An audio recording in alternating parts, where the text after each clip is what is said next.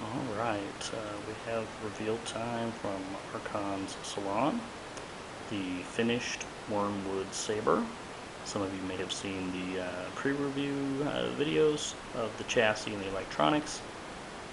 This is the completed assembly and the stand and blades. This is my first MHS based saber. I have ordered a lot of parts from Tim for hardware sabers, but this is the first MHS. Every time I went to the MHS saber builder, this saber kept coming up. So I took that as a sign that I needed to build it.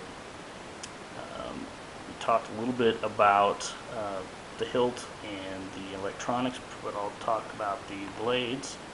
We have the trans green 1-inch thick wall with a bullet tip.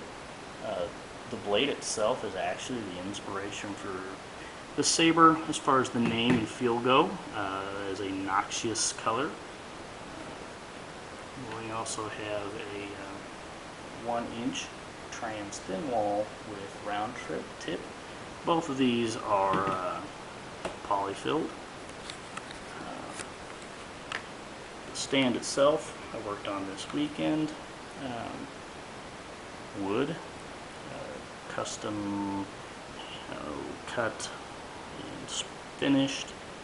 We have a very, very dark green gunmetal metallic with gloss over the top of it. We come around to the end. We'll go ahead and pull the kill plug for the import recharge. We've got our accent LEDs. Again, these LEDs are set up so that once the main power comes on, the voltage should drop enough to significantly dim them. On a fresh charge, they still stay lit. They do act somewhat as a battery indicator.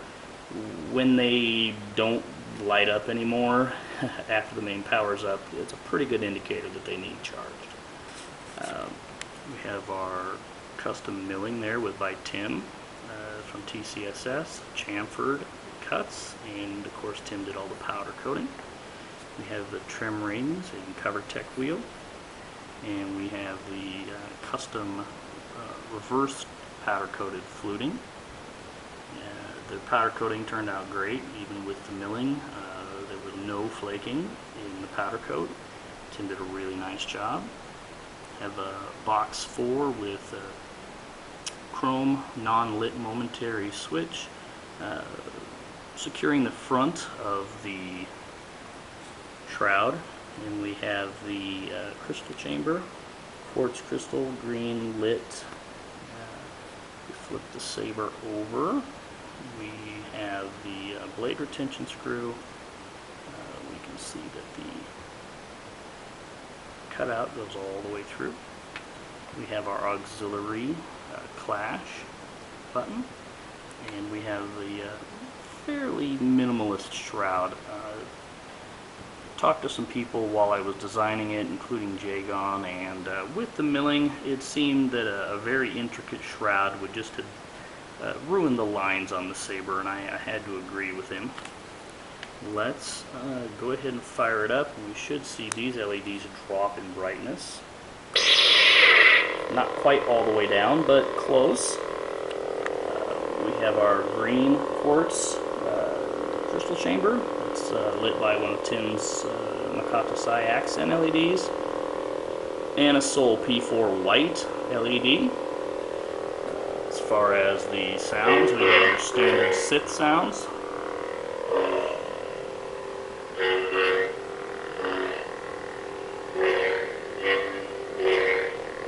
And we have the auxiliary clash.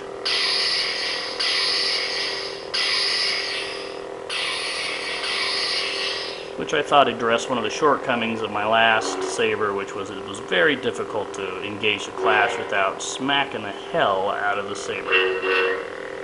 The shroud is actually offset one set of flutes, so that when you hold it right-handed, it sits further into the palm of your hand and less under your fingers.